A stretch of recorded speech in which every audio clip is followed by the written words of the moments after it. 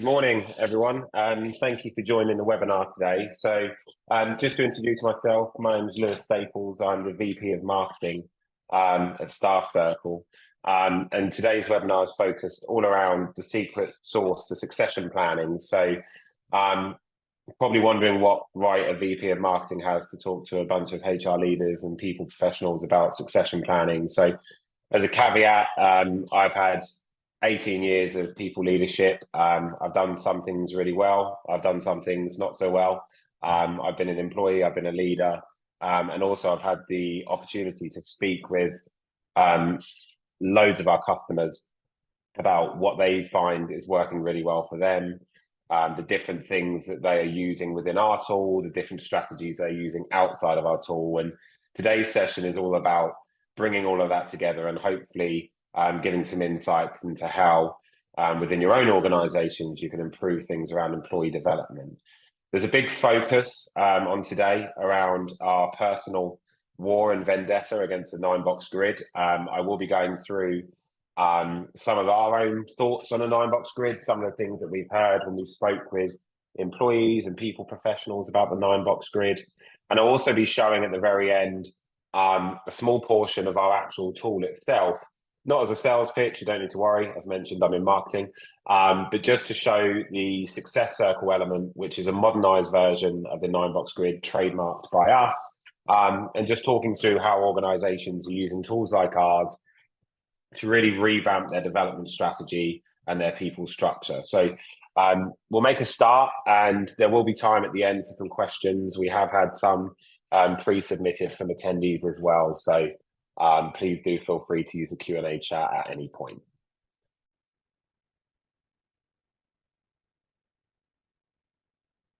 So I just wanted to start off by talking about the state of player development in 2024. And I guess this has been a really interesting topic, especially for me. So recently I went to the CIPD event in London and it gave me a great opportunity to listen to all of the talks, but also speak to a lot of HR professionals and other leaders just around how they're finding development at the moment and how they find it within their own organization and what they think the future is going to look like and hold.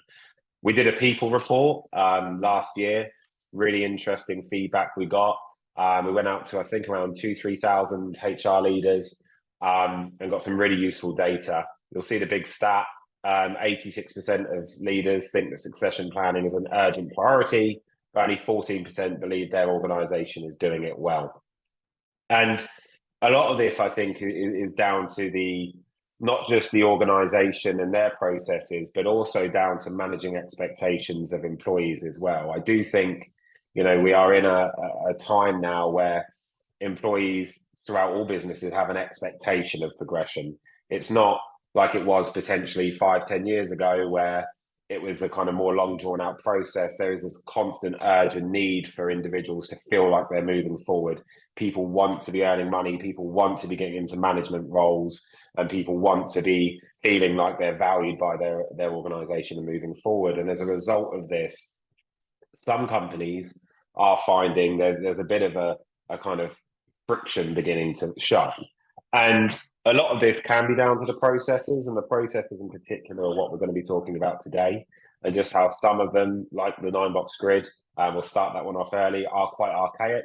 9-box grid has been around since the 70s. It was probably fantastic then, but times, people, organizations have changed, and potentially it is time now to look at an alternative to that. We are finding in a lot of organizations we speak to that they feel like their top talent is going MIA. And what I mean by that is potentially under the radar, not being identified, being maybe neglected, and ultimately moving on to pastures new where they feel like there is more opportunity. And I think a lot of this is about understanding, and it's a key part of what we're going to talk about today, is what makes a good leader. So if we look at development in terms of building out future leaders, what is a good leader? Because being a top performer doesn't always make you a good leader. And that's something I'm going to be really talking about today because I'm really passionate about it. I'm a big fan of Simon Sinek. He does a huge thing around If you only focus on performance, you can run the risk of promoting toxicity within your organization, because there are other factors that make up a really good leader. An analogy I always use when I'm talking about this topic is look at some of the best footballers in the world, yet they're not captain of their football team. And that's because they're great performers, maybe they're not so great leaders. So we are going to look through some of the other things that we do need to focus on when we are looking at management. I worked in an organization before, very large company, had hundreds of employees, and we had a focus at the time, and it was on, if you're a top performer, you're going to be a manager. And what we found using that process is, guess what? Not all top performers are good managers. A lot of them lack the other skills that are needed in order to coach, build up, develop, and really unite a team. So that's a really big thing, and it's going to come into kind of play when we start talking about succession planning, when we start talking about success circles, and when we start talking about the 9-box grid and the kind of the reasons that we personally feel as an organization. And I know there's a lot of people out there that share our sentiment. It is outdated and it is time for a change. So why development should be a focus? And I think this is probably one of those questions as HR leaders and people leaders, you doesn't really need an answer. I'm sure you're all aware, but I think that it can often be overlooked, and sometimes organizations will say, oh, we're focused on development, but it is about that why, and making sure that you've got that really clear, I called it at the bottom point there, employer brand, and being known as an organization that invests in your employees, retaining that top talent, growing the company around the people. And I can't coin it. It's used in loads of kind of personal development books and business development books. People success is equaling business success. I mentioned I went to a CIPD event last month, and when I was talking to some HR leaders, some business leaders, CEOs, when I was asking them the kind of their top priorities at the moment when it comes to their people, a big part was around retaining top talent. And what I thought there was retaining top talent is really interesting, because the question I then asked was, well, how do you identify top talent? And often the answer I'd get would be 9-box grid or something around kind of performance metrics, which is fantastic. And you need high performers to make an organization succeed. But what you also need is the united individuals within your team. Perhaps they're not the elitist performers. Perhaps they're kind of pretty average but consistent performers, but they bring a lot of other fantastic values, competencies, and behaviors that are the gel and the glue that keep your business driving forward. You want to make sure you have a good balance. And I think, without getting too off track, it's a bit like disc profiling. If you have a lot of high Ds in an organization and no S's, you're going to find there's a lot of friction and arguments, and we're not really moving forward. You need that kind of steady balance throughout your team. So it's a really useful opportunity to talk about, it isn't just about identifying and retaining your top talent. It's about understanding how you take the people that aren't currently considered as top talent, and you allow them and empower them to understand their true potential. We had a guy, Bill, do a talk with our CEO, and one thing that really stood out for me in his talk was that he doesn't actually like the phrase like retaining top talent, because he doesn't think top talent should be the only people we look at. It should be the people that aren't considered top yet, but they just haven't realized their true potential, and they haven't realized their true talent. And this is all about what succession planning and development is about. It's not just about moving your A players forward, but it's bringing up your C's and your B's, and really building a unite across the whole organization. So identifying the leaders of tomorrow. And this is coming back to what I mentioned about the kind of Simon Sinek analogy around promoting toxicity. I think it's really important is what makes a good leader. I've done a couple of podcasts recently. I was lucky enough to be joined by one of our customers and their head of L&D, Sam. And we had some really good conversations around what differentiates a leader and a manager, what makes a good leader, what makes a good manager. And I think when you're looking at these things, the kind of unanimous decision that we came to was it's having the people and identifying the people that know when they need to lead and they know when they need to manage. and having that blend. And it's okay for people to be a manager when the time is right. And it's our job as leaders and people leaders and coaches to ensure that we are giving them the knowledge, giving them the training, and giving them all of the toolkits that they need in order to be able to go forward and inspire a team, especially in the way the kind of world is at the moment, the economy is at the moment. Some organizations out there are struggling, some aren't. But it's about having people in the leadership roles who can bring a team together to work towards a common goal. It's about strengthening those unities between frontline workers, blue collar workers, white collar, deskless, desk based, and bringing everything together. And that's what makes a really good leader. Somebody that can, when the going gets tough, can get into the trenches and pull the team forward and really start to make some moves. And when we talk about identifying the risks, it is about going back to that. Not everybody needs to be a manager.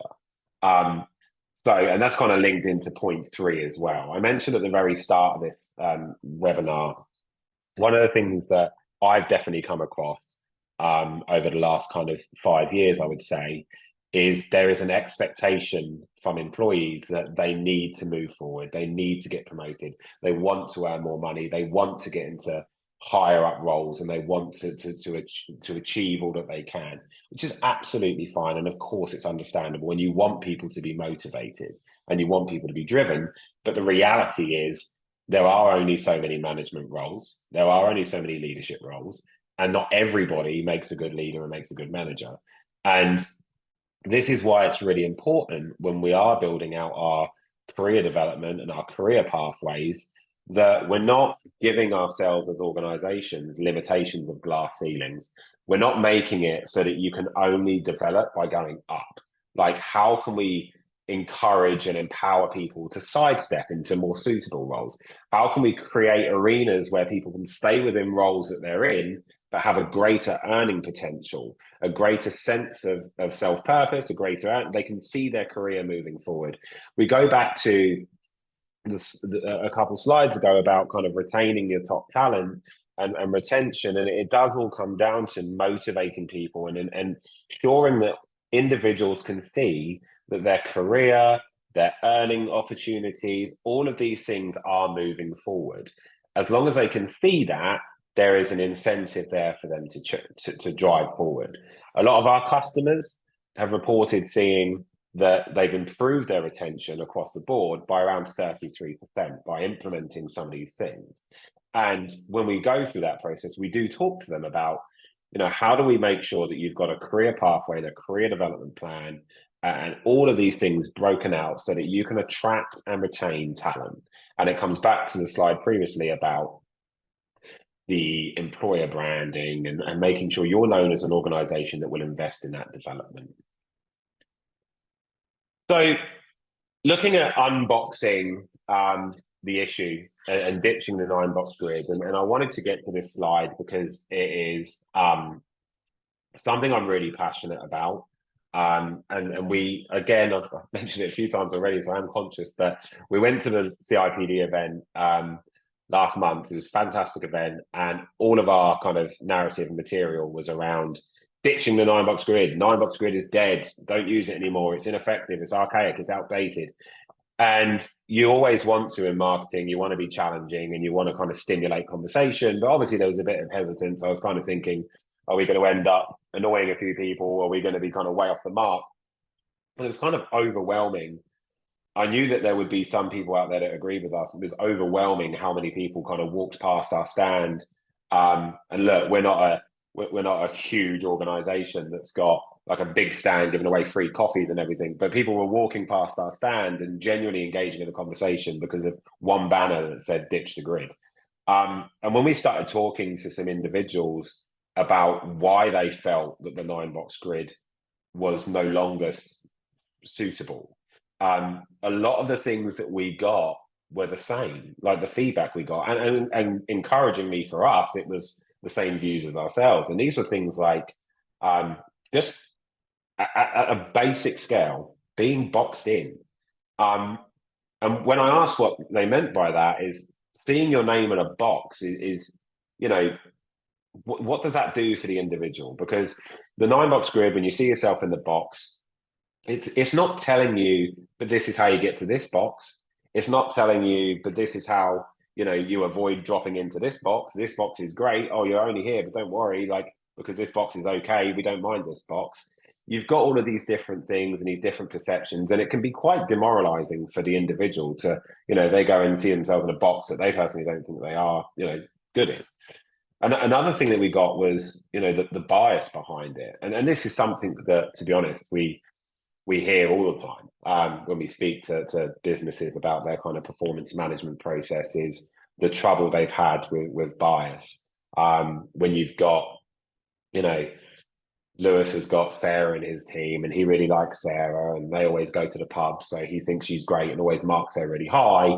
But he's also got Paul, who doesn't drink, doesn't go to the pub, doesn't really get involved in social stuff. So Lewis always marks him really low. And you think about when you look at the 9 box grid, and it's not just looking at their kind of current performance capabilities, but it's also looking at their performance potential. That's an opinion on their performance potential in a lot of times and a lot of cases. And even their kind of, and only factoring it in is working off kind of just one element of what could potentially make a good leader. Because yes, absolutely. If you're going to move into a leadership or management role, it's very ideal for you to be able to say that you've done the work. So when you're leading that team, they've got confidence in what you're saying because they know you've done the work. But there are so many other things for organizations individually that are super important when factoring in who we want into those leadership roles. The toxicity element I mentioned, so I refer back to Simon Sinek. As I mentioned, I'm a very big fan. He does loads of really good short videos, and one that really stood out to me, because again, I've had this experience in previous organizations, is if you're only going to measure performance, then you run the risk of promoting toxicity in your organization, because just because you are a high performer does not mean you're going to be a good manager, does not mean you're going to be a good leader. And it comes back to, I think he did a piece around working with the Navy SEALs, and they talked about they would rather have a medium performer with medium trust than a high performer with low trust. And this is all really true if you think about an organization. Like, there are so many other factors in when you're kind of setting up teams to drive your organization forward. And ultimately, and I'm sorry, I know we're not going anybody who's got OCD, which is a lot of people in my team, are going to be annoyed because I'm not doing the bullets in order. But also the middle one there is, big decisions on minimal data. This is a huge thing, isn't it? Because you're making decisions about future leaders, you're making decisions about promotions and career moves and things that could, you put a new manager in a team, it's going to impact the whole team, not just that person. And you want to make sure that you're kind of going into that with a really good understanding of, I've got the right person here, and we've made a really good decision here. And that's definitely an important thing to take in as well. So now we're talking about the secret sauce, and the secret sauce is really going to come from the snippet into our tool and into our platform of what we'll see. So I mentioned that we've got something trademarked by us called Success Circles.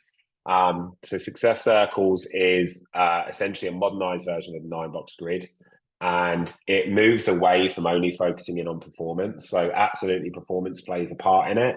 However, it also looks at all of the other values, competencies, and behaviors that are determined by you as an organization. So it's not a kind of one size fits all. So what we'll see, and what you'll see when we go through the platform, is it can be very much driven into your organization and personable to you. The 360 visibility is an important thing, because with Success Circles, as long as you can pronounce it, not only does it give leaders of the organization the opportunity to see an individual's development, it gives their manager an opportunity to see it, but most importantly, it gives the individual an opportunity to see it. And it doesn't then create that kind of negativity. And what I mean by that is a lot of organizations that we've spoken to in the past who have used the 9 box grid have actually said, well, we know where people are in the grid, but we don't share that information with the end user and the individual. And that ultimately is not going to, they don't do that potentially because they don't want to create that kind of, oh, you're in the low box. But Success Circles gives you the ability to show somebody their success circle and say, look, these are the areas you're really strong in. And these are the areas in which we need to kind of work and move the needle a little bit and focus in on our development. And ultimately, all of these things being brought together give us the ability to then put that success back into the succession planning. And what I want to show you after the next slide is the kind of full process that an organization will go through utilizing our tool or a tool like ours to be able to build out their own kind of career development strategy, but also organizational strategy to build a team capable of driving success. Just before we do that, I just want to quickly plug what you will be receiving following on from this webinar. So we do have a planning guide for succession, a succession planning template, and also a personal development template. These are all being built out. These have been built from best practices from some of our customer base who have been kind enough to allow us to share this. It may be a case of some things in there are useful, some aren't, but hopefully everybody will get an opportunity to kind of review and see what we offer and see whether or not the templates are of any use within your own organization. So I'm just going to stop sharing my screen momentarily, just so that we can set up the demo environment, as I really wanted to just show you what we do with our customers and how they approach the whole situation.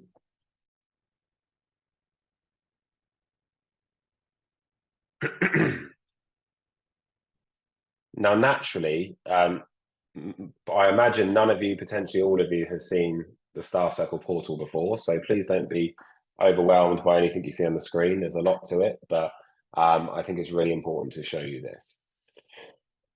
So I'm hoping everybody can see the demo account now, and I just want to talk you through the process of how an organization will typically use the skills and development area of our platform.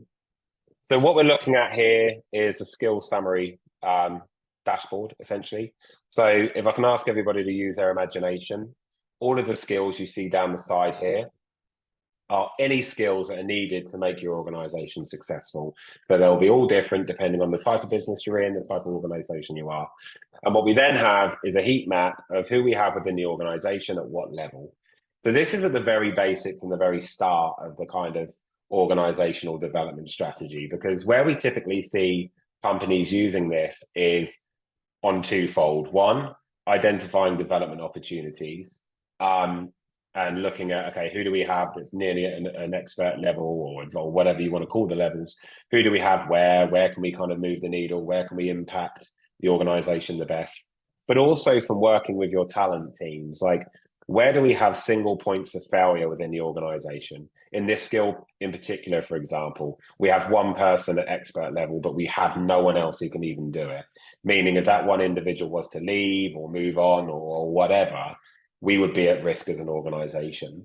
So we do see companies using this quite a lot to really plot out their recruitment strategy for the year alongside their development strategy for the year. If we move on to the succession planning part, this is where Success Circles comes into play.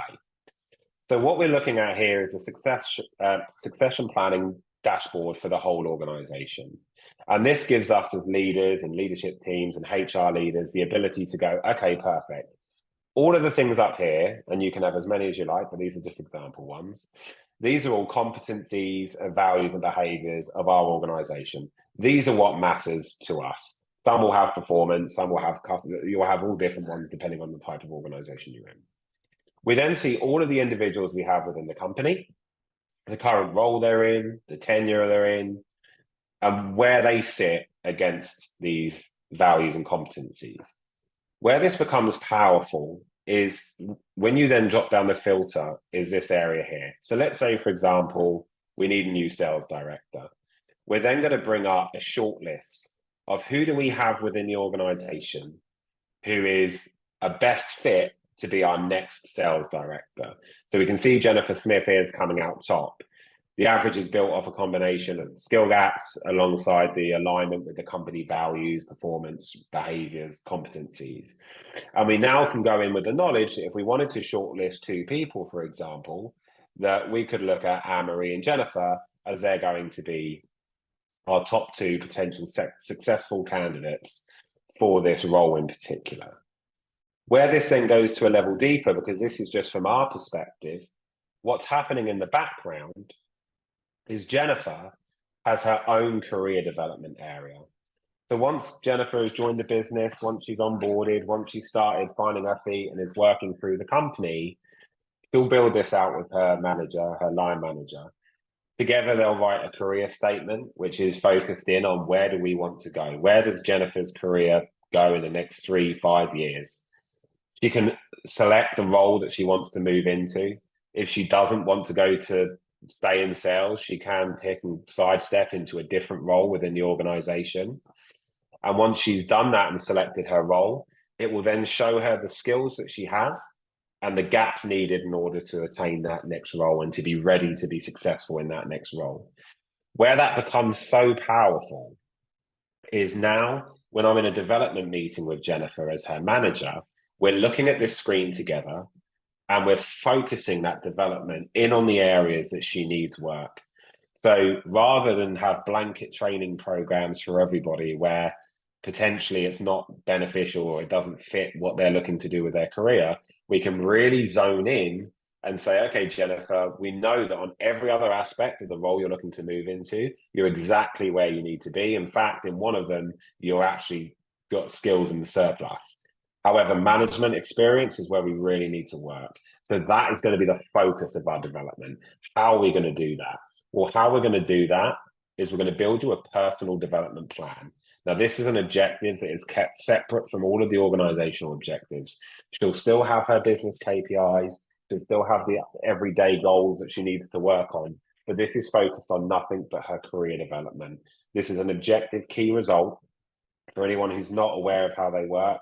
Multiple mini results built into an overarching objective. And the overarching objective is to get Jennifer to that sales director role. And those mini key results are going to be tied in to how we get these skill areas built up and where they need to be. We also have the ability to have a live conversation. We know when the next development meeting is going to be. That's all booked in. I mean, this bad example because this one was 4 months ago, so Leo's not a great manager. And you can communicate with each other on the fly. The good news is as well, we know that Jennifer in this example is out in sales. So maybe she's out on the road, no problem. She can access all of this via her mobile phone through our app or through a tablet. And she can go back and forth in a conversation with her line manager ahead of that meeting taking place. All of these things are being brought together by our customer base to create an engaging process behind development. So I wanted to show that and share that with everybody. And hopefully that kind of little bit of insight has given us some thought to some of the things that could potentially be tweaked or some things that you could potentially try. But bringing everything together, like I said, it has had a big impact on our own customer base. We've got around 15 minutes left. It may be a case we don't use the full 15 minutes. I do want to open up some questions. I know we did have some pre-submitted from people who let us know last minute they couldn't attend, so they'll be receiving the recording afterwards. So Beth, from my team, sorry, if I hand over to you for any questions that we've got coming through. Hello. So one that we had previously submitted was, what support would our managers receive when deploying this solution? So a big thing for us is the kind of journey of a customer. So I always direct people to our G2 page. For anyone who doesn't know what G2 is, it's a review site, but it's really good and reliable because essentially customers have to verify the fact that they are a customer before leaving a review. So you know it's legit. But the way the whole process works is at the very beginning, you have a kickoff call with an implementation engineer. They will understand the kind of purpose of your project. They will look to understand exactly what you're looking to achieve. They'll guide you through that process. They'll build the platform out to scratch. exactly how you want it. And then you receive dedicated support from a customer success manager who will complete training with your management team. There's also a StaffCircle University, which is super engaging. People can go on and get accredited, do courses and training on different areas. So there's a multitude of ways that we look to support customers. And the reason I reference G2 is it's particularly interesting because essentially you find that more people are talking about how good our customer success team are as opposed to the product at all. So that's promising. Fab. Oh, sorry, God, Sorry, you finish, Lewis. No, yeah, I'm all done. Sorry, otherwise I'll talk for hours. No worries. So Annie has asked, do individuals assess their own skill proficiency, or does the manager verify this through the system? So we do have a mix in terms of how organizations want it to happen, but essentially we look at a more collaborative approach. So it's often done in a way in which you would sit down with your line manager and you would run through a skill assessment together. You would map out your kind of development plan, what training courses are you going to go on, and then essentially you'll be able to assess your own skill level with your line manager. So it is much more of a collaborative. Some organizations also do 360-degree feedback, so they'll loop in others from their peers, but it's very much down to you as an organization and your own preference. The majority of our customer base, however, is that collaborative approach where the manager goes through the skill assessment with the individual to build up that kind of relationship. Fab, thank you. And then Ed has asked, how do you typically develop the values that would be used as part of the process? Would they be more based on the role or organization-wide values? So I love this question. And the reason I love it is because every time I answer it, I've seen 50% of people agree with me and 50% don't. So in my opinion, and what I try to empower onto our customer base whenever I've spoken to them is I look at it as organizational values. And the reason I say that is because your values, your competencies, your behaviors, it shouldn't matter what role you're in. If you want to be all driving towards the same vision, same goals, same behavior, same values, then you should all be measured on the same things. There are obviously going to be discrepancies and things like that, which ultimately is going to be more role-based. However, in the main, when it comes to values, I always suggest doing it organizational wide. Thank you. And then we've had Richard has asked, I agree that talent mapping is subjective. How do you make someone's rating against a skill as objective as possible? So essentially it's all down to, so there's two parts to it because the success circle is driven by, so the success circle in itself isn't just driven by kind of review ratings. It's driven by performance against objectives, performance against development objectives, feedback and reviews, awards received throughout tenure. It's driven by peer-to-peer feedback. So it's not just the manager making that kind of, the manager doesn't hold all of the kind of power in determining how somebody is. In terms of the skill assessment, again, like I said, it is much more about that collaborative approach. So if somebody is in this skill level right now, for example, and the agreement between the manager and the employee, and potentially if there's HR in there or L&D in there, is once they've done this training course to this level or this degree or this activity, that will then move them forward, and that becomes a collaborative agreement. So the whole thing about this is creating more collaboration within development, because a lot of the time you find the onus is put on either people leaders on their own or managers on their own, and it's putting some of that onus back on the end user as well. So you want to develop, this is what we need to see from you, this is what you want from us, and this is how we feel we can get you there. And that agreement and almost, I guess, verbal contract is made up front, which is within that kind of career personal statement. Fab. And then Daniel has asked, as with a lot of these tools, they are only as useful as the data that is input into them and the engagement and time put in by staff. Do you have any tips for both areas? Yeah, I think that in terms of, so I think one thing is the kind of dedication of our customer success team, and they are very proactive. So you'll go through that kind of training process in the very beginning, but then also our customer success team will regularly be kind of reaching out if they notice that there's a drop in engagement, drop in use? Do people potentially need more training? Like, can they assist in any ways? Anything like that at all? But the other thing as well is, because it can be accessed remote via an app, it's not like you have to be sat at a computer. It's not like you have to do kind of it during work time. So what we do find quite a lot is usage spikes in the evenings when people are just on their phone updating different things. And it's all about creating kind of engagement, and the way you create engagement is because it's impacting their own development, right? Like, employees want to know that their employer cares about their development. So when you have a tool like this that's so heavily focused and designed around not just moving the organization forward, but also moving the employee forward in their own career, naturally that then becomes a more engaging process, because people want to know what's in it for me. Thank you. And then April's asked, does the tool integrate with other platforms, or is it standalone? So we can integrate. So we're native on Microsoft. So we integrate with Office 365, Teams, things of that nature. But we also have open APIs and webhooks, so we can push and pull information and data from different tools. So we have a really strong professional services team. And essentially what would happen throughout your implementation and throughout the kind of process of engaging with us is we'd understand what your current kind of ecosystem looks like at the moment and what role you would want StaffCircle to play within that. Questions we get asked quite a lot of is, can we integrate with HRS? Can we integrate with LMS, ATS, things of that nature? And our professional services team will work with you to make sure that the tool fits within your system as needed. And then we've got another couple. So as you progress through your career, the skills that need to be developed will also change or be weighted differently depending on the strengths required for a particular role. How will we be able to track and measure this using the tool?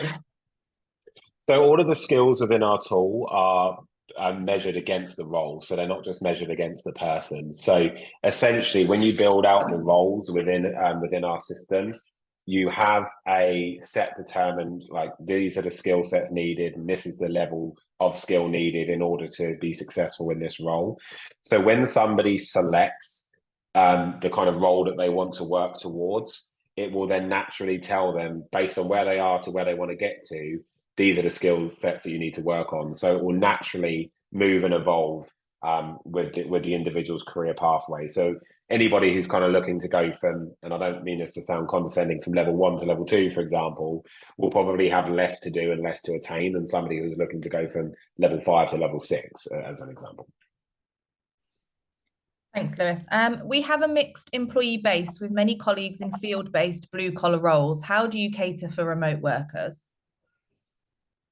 So I think it comes down to the app, and the kind of, there's very few of our competitors out there actually have a kind of fully functioning app where everything you see on the desktop today you can also do on your mobile, iPad, or anything else like that.